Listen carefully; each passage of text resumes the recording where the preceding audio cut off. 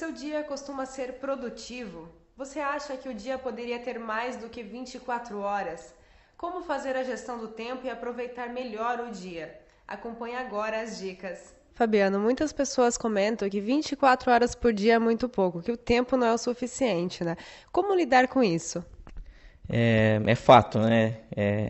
Eu acredito que a falta de tempo é um dos grandes problemas da nossa era, né? Da era da informação, dos tempos modernos. É, das formas de lidar com isso é gestão do tempo mesmo, né? Apesar de ser um recurso super importante, existe pouca gestão em cima desse recurso tempo, né? O tempo, acho que vale a pena até definir, né? Ele é um assunto que é estudado já desde os primórdios da humanidade, né? A Grécia Antiga definia dois termos, o tempo Cronos e o tempo Kairos, né? O tempo Cronos é esse que a gente conhece, da cronologia, dos dias, horas e tal. E o tempo Kairos é o tempo qualitativo, a forma quão positiva a gente utiliza o tempo, né? E nessa era que vivemos é muito pouco tratado o tema tempo, né? Especialmente sabendo que é um recurso super escasso. Então eu vejo assim que tem essa carência, precisamos abordar o tema gestão do tempo, porque impacta diretamente na qualidade de vida, no bem-estar, nos resultados, né? Seja da vida como cidadão ou das empresas. O tempo é um fator fundamental. Quais são os ladrões comuns do tempo? Tem diversos, né? Um deles é justamente a falta de consciência da importância do tempo, né? De dar atenção a essa questão. A gente tem alguns problemas culturais, aí falando, né, do nosso país. A gente tem sérios problemas culturais que impactam aí na relação do tempo, né?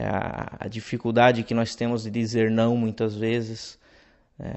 A pessoa nos pede uma tarefa ou nos convida para um evento e a gente já sabe que a resposta é não, por exemplo, e nós, na nossa cultura de querer sempre ficar bem na foto, a gente dá um migué, como se diz, enrola e não dá a resposta adequada, que é o não, que seria um grande economizador de tempo, né? A questão do atraso é um fator muito importante, então a gente tem essa cultura, infelizmente. Eu já vou chegar atrasado na reunião porque eu sei que ela vai começar atrasada. Então, né, e isso é terrível, porque, né, imagina uma reunião com várias pessoas, um atraso de 10 minutos significa ali o desperdício de tempo enorme, né? A falta de planejamento também é uma questão cultural. Nós não temos, assim, no nosso DNA latino e os brasileiros, esse viés de planejamento. E a falta de planejamento, ela prejudica monstruosamente, né, na questão tempo, né? E a própria falta de utilização de ferramentas. Existem várias ferramentas para facilitar a gestão do tempo, aplicativos hoje, então, né, N aplicativos, seja para celular, para computador, que também nos ajudam e poucas pessoas utilizam.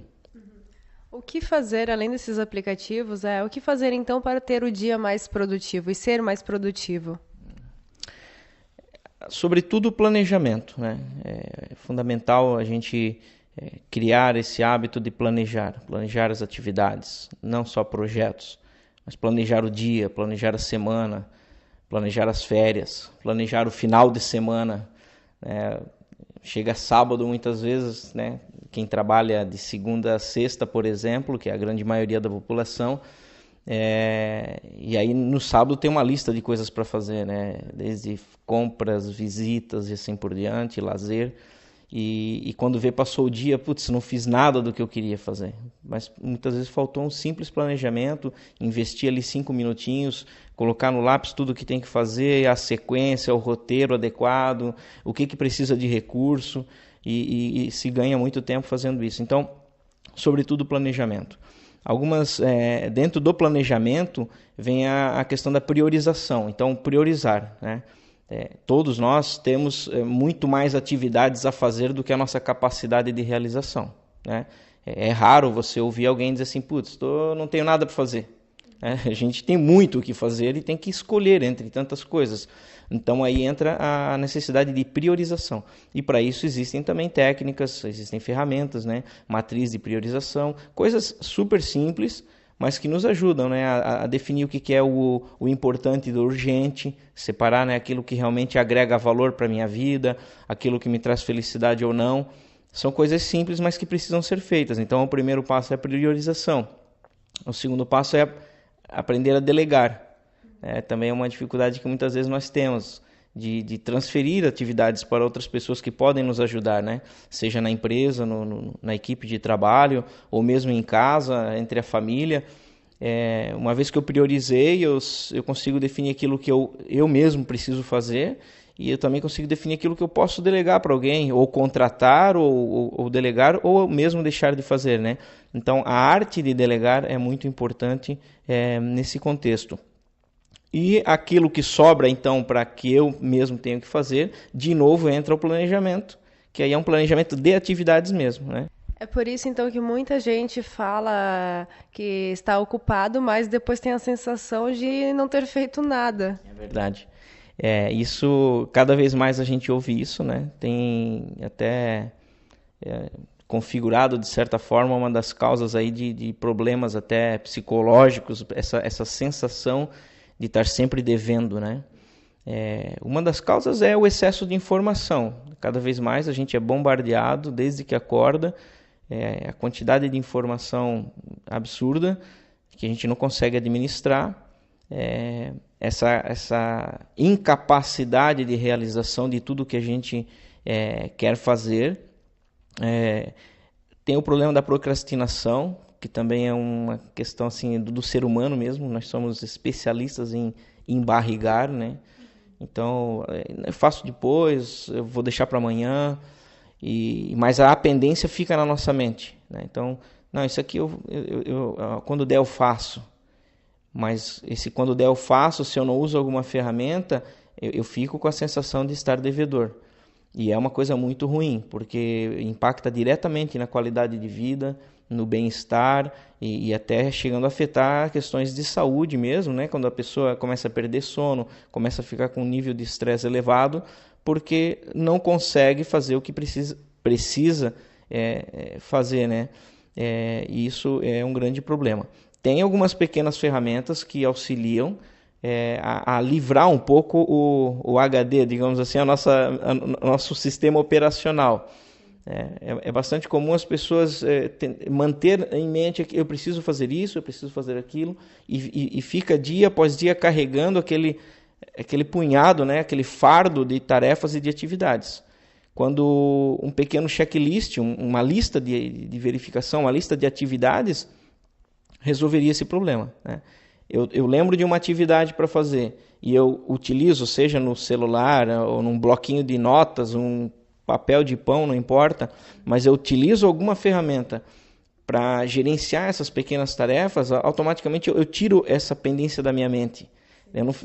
Eu alivio, né, o meu sistema operacional, então eu tenho aqui planilhado o que eu preciso fazer, eu não preciso ficar lembrando toda hora. E isso é o que sobrecarrega a nossa mente. Então, quando eu tenho isso organizado e de uma forma gerenciável, fica muito mais tranquilo. Tem uma outra questão aqui também, que talvez até uma certa síndrome, que é de a gente querer fazer tudo. Então, a gente vive meio que uma sociedade assim que certo ou errado, né? Não é questão aqui de avaliar se está certo ou se está errado, mas a gente quer fazer tudo. A gente precisa ler livros, eu preciso estar na academia, eu preciso, sabe? E é tanta coisa que a gente precisa fazer ou quer fazer, e é impossível. Nós temos apenas 24 horas. Todos nós temos somente 24 horas. E não dá para fazer tudo. Não dá para fazer tudo ao mesmo tempo. E a gente acaba carregando esse peso.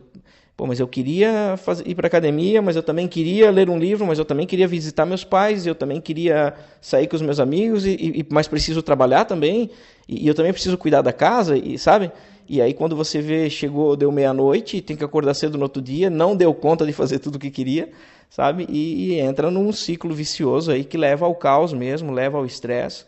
Então, uma técnica é o desapego mesmo, sabe? Tem que chegar à conclusão, pô, esse livro aqui, comecei a ler ele, sabe? Não vou terminar de ler, não me agrega, não preciso terminar de ler, sabe? Eu preciso cuidar da minha saúde, mas, pô, eu preciso estar todo dia na academia, ou, sabe? Um equilíbrio nas coisas, isso é fundamental, buscar um equilíbrio nas coisas, porque senão a gente acaba virando escravo de uma rotina que nós mesmos criamos, e aí é essa sensação de botar a cabeça no travesseiro e achar que não fez tudo o que tinha que fazer é terrível, sabe? Isso não é qualidade de vida, não é bem-estar, então tem que tomar um cuidado com isso mesmo. E como fazer uma reunião se tornar mais produtiva? E dicas também de pessoas hiperprodutivas. Ok. Reuniões sempre são as pedras nos sapatos, né? Muita gente diz que reunião não serve para nada, ou que deveríamos evitar as reuniões, né? Mas, na verdade, as reuniões são fundamentais, né? São nas reuniões que a gente decide muita coisa, discute, chega a conclusões. Então, a prática de reuniões é algo que não vai acabar e é realmente algo necessário. Agora, o desperdício de tempo nas reuniões é um negócio fantástico. Então, existem algumas técnicas, o tema condução de reuniões por si só é um treinamento, né? Mas existem algumas dicas aí que auxiliam, né? Definir os objetivos para uma reunião com clareza, que é algo óbvio, né? Mas muitas vezes não é feito, já de arrancada auxilia um monte. Quando eu vou para uma reunião sabendo qual que é o real propósito daquela reunião, eu já tenho condições de me adiantar no assunto, de levar informações, de fazer uma pesquisa e a reunião que de repente demoraria 1 hora, conseguir fazer em bem menos tempo, ou não haverá necessidade de agendar uma segunda reunião, que é bastante comum, né? A própria prática do agendamento, informar com uma certa antecedência aos participantes, usar tecnologias para o lembrete, né, como a gente faz muitas vezes agendamento eletrônico, né, pelos os canais de comunicação, de e-mail e tal, criar ali pequenos mecanismos de lembrete da reunião, para que não ocorra um atraso, ou uma pessoa que é fundamental naquela reunião acabe faltando e inviabiliza. Imagina, você tem ali uma meia dúzia de pessoas e cancela a reunião porque a pessoa importante não está, uma das, né? Então, o cumprimento de horário é importante bater nessa tecla, sabe? Tentar desenvolver essa cultura de cumprir o horário. Isso tudo, o pré-reunião, né? Então, passar o máximo de informações para os convidados, ter um objetivo claro, tudo pré-reunião. Durante a reunião, a pessoa que está coordenando também, tendo esse foco de gestão do tempo, já dá o tom da conversa, né? Abrindo a pauta, o objetivo dessa reunião, né? Precisamos discutir esses temas, temos 30 minutos, por exemplo, então já define o horário de início e fim, sabe? Porque não dá para entrar numa reunião, né? Porque aí começa a conversar de futebol e tanta coisa aconteceu no final de semana, viu ali, passou 30, 40 minutos e não se discutiu nada, né? Então, definir essa pauta já na arrancada da reunião, temos tanto tempo, temos tais assuntos para discutir e o próprio acompanhamento, monitoramento ao longo da reunião, né? É bastante comum perder foco, entrar em discussões que não agregam para aquele tema, então deve ter um coordenador em cada reunião que diz, gente, vamos lá, o assunto é esse, perdemos o foco aqui, enfim. São exemplos assim de pequenas técnicas que auxiliam bastante na gestão de reuniões, né?